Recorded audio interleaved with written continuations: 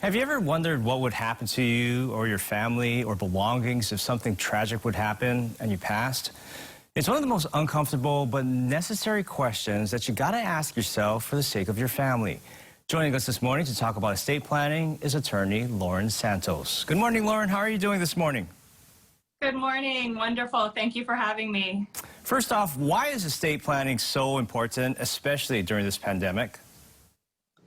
You know, far too often people come to meet with us when they're already facing a medical emergency, and it's an extremely stressful time for the individual, for their family, and for their loved ones.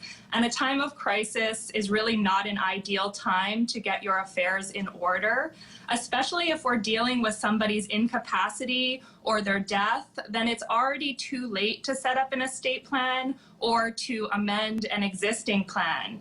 And in today's really uncertain world, it's just more important than ever that people get their affairs in order while they're healthy so that they can make sure that their estate is distributed pursuant to their wishes at their passing, properly managed during their incapacity, and so that they don't end up in probate court with all of the additional hassle and costs that would ensue there. So what goes into starting and comprising a comprehensive estate plan? Well, a comprehensive estate plan is a set of legal documents that are going to make sure that all of your bases are covered, whether you're unavailable, you're incapacitated, or at your passing. And they're going to cover all sorts of matters such as legal, financial, or health care. And exactly what goes into your estate plan will depend on your particular circumstances. But in general, we use several legal documents, including the revocable living trust, the will, the power of attorney, the Advanced Healthcare Directive, and the HIPAA Medical Privacy Release Form. When I tell people about trusts, I always tell them to imagine a box that's going to hold title to your assets and make sure your assets are properly managed at your incapacity and distributed at your death. When used in conjunction with a trust, a will pours assets into the trust.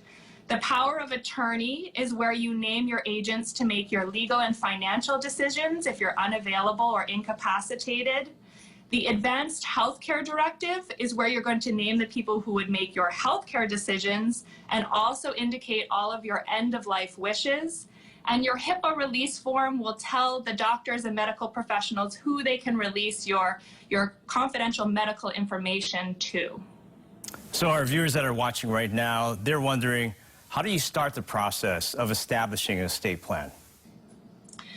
Well, we encourage people to start the conversation now with their loved ones. These aren't easy things to talk about, but they're extremely important. And also get organized. Make a list of your financial assets, your bank accounts, your investments, your life insurance, your retirement accounts. Go ahead and meet with an estate planning attorney to talk about what estate plan would be appropriate for your circumstances, and don't procrastinate. First and foremost, we tell people get this done as soon as possible. For anyone that wants to learn more about estate planning, we have a free live webinar, and you can sign up on our website, sterlingandtucker.com. All right, there you have it, Lauren Santos. Great information there, and of course, we will have that information as well on our website at KHON2.com.